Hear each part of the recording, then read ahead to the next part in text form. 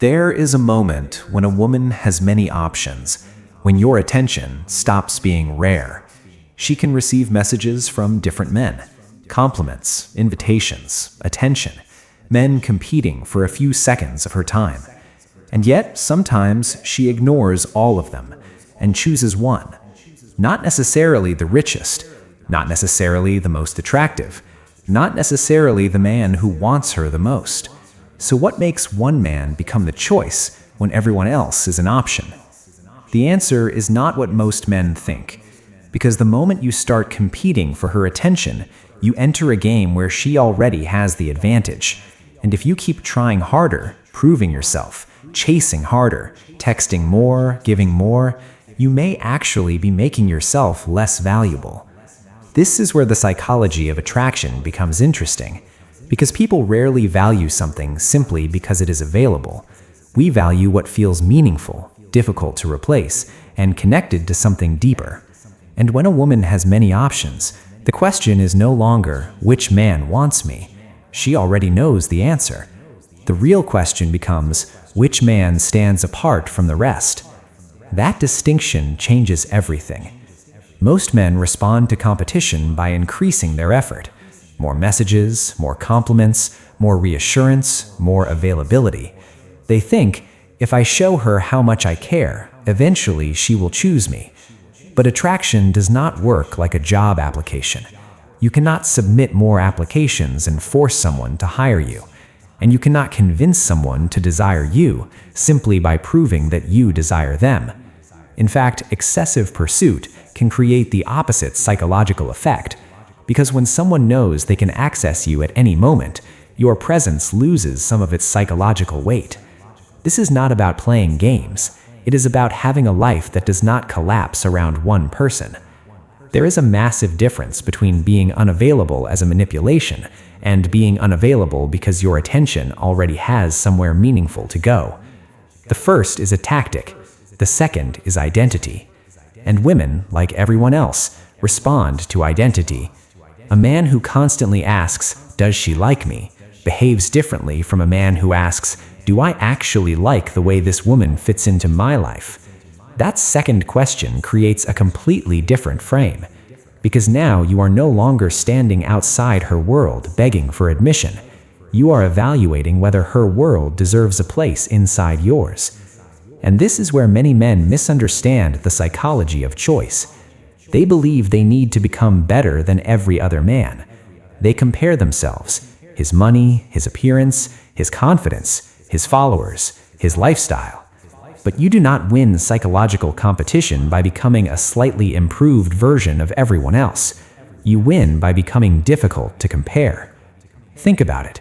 If 10 men offer the same thing, attention, compliments, constant availability, endless validation, then the woman is not choosing between 10 unique experiences. She is choosing between variations of the same experience. But when one man brings something fundamentally different, calmness, purpose, standards, emotional control, curiosity, depth, and a life that already has meaning, the comparison changes. He is no longer competing on the same battlefield. And this leads to one of the most important principles of attraction. Never make your entire value depend on being chosen. Because the man who desperately needs to be chosen communicates something without saying it. I need your approval to feel valuable. And desperation is rarely attractive. Not because caring is weak. Caring is powerful. But dependence is different from love. You can want someone deeply without making them responsible for your identity. You can pursue a relationship without abandoning yourself. You can be emotionally available without becoming emotionally dependent. That balance creates something extremely powerful: self-possession. And self-possession is difficult to fake. A man can memorize lines. He can pretend to be mysterious. He can deliberately delay messages. He can manufacture jealousy. He can disappear for 3 days and call it strategy. But eventually, behavior reveals the truth. If the entire performance exists only to manipulate her perception, the illusion collapses. Real confidence does not need theatrical tricks.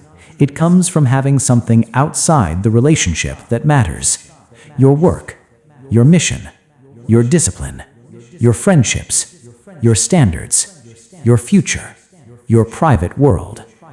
This is why the most attractive man in the room is not always the loudest. Sometimes he is the one who does not need to prove he belongs there. He listens. He observes. He speaks when he has something worth saying.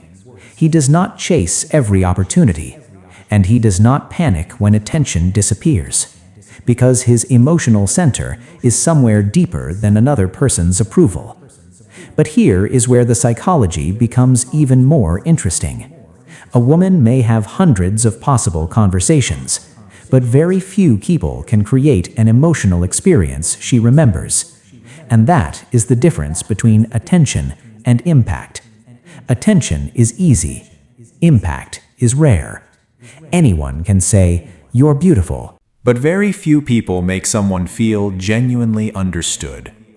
Anyone can send, "I miss you." But very few people create a connection that makes absence meaningful. Anyone can ask, "How was your day?" But very few people are actually curious about the person behind the answer. This is why emotional depth becomes more powerful than constant pursuit. Because attraction is not built from the number of interactions. It is built from the meaning attached to those interactions. A 10-minute conversation can become more memorable than 10 days of meaningless texting. And sometimes the strongest connection is created when you stop trying to impress and start paying attention. Listen to what she says. Notice what she avoids. Understand what matters to her. Recognize the difference between what she presents to the world and what she actually feels. Not so you can manipulate her, but because genuine attention is rare, and rarity creates value. There is another mistake men make when a woman has many options. They become afraid of losing her, and that fear changes their behavior. They tolerate things they normally would not tolerate. They abandon their boundaries. They become excessively agreeable. They stop expressing disagreement. They start performing the version of themselves they believe she wants. And slowly, the man she initially found interesting disappears. What remains is someone constantly trying to preserve his position. But you cannot build a powerful relationship while terrified of losing it. Because the fear of loss makes you hold too tightly. And anything held too tightly eventually becomes a prison. The paradox is simple. The less you need to possess someone, the more capable you become of loving them freely. And the less you need their validation, the more authentic your presence becomes. This does not mean becoming cold. It does not mean withholding affection. It does not mean pretending you do not care. It means caring without surrendering yourself. There is a difference between "I want you" and "I need you." The first can be desire. The second can become dependence. And a woman with many options is likely to notice that difference quickly. Because options create comparison, and comparison reveals behavior. Eventually, she's not asking, "Who wants me the most?" She's asking something much deeper. Who makes me respect myself more? Who brings peace instead of chaos? Who challenges me without trying to control me? Who has a life I can respect? Who feels authentic? And perhaps most importantly, who would I regret losing? That final question is where the entire psychology changes. Because you cannot manufacture regret. You cannot demand that someone fear losing you. You cannot threaten to leave just to make someone chase you. But you can become a person whose absence is genuinely felt. Not because you disappeared, but because your presence had meaning. That is the difference between scarcity and absence. Scarcity is a psychological quality. Absence is simply physical distance. A man can be physically present and psychologically rare because his attention is focused. His words have weight. His approval is not automatic. His standards are real. His affection has meaning, and his life does not revolve around getting one person to validate him. This is the man who becomes difficult to replace, not because he is perfect, but because he is specific. There is only one version of him. And that is the final lesson. If a woman has many options, do not waste your life trying to destroy her options. Become the option she cannot easily compare. Do not compete for attention. Become someone whose attention has value. Do not chase validation. Build a life that validates you. Do not manufacture mystery. Develop depth. Do not pretend to be difficult to get. Become difficult to replace. And never ask, how can I make her choose me? Ask the more powerful question, what kind of man would naturally be worth choosing? Because when you become that man, the game changes. You stop trying to convince. You stop begging. You stop competing. You stop performing, and you start living. She may have many options. Let her.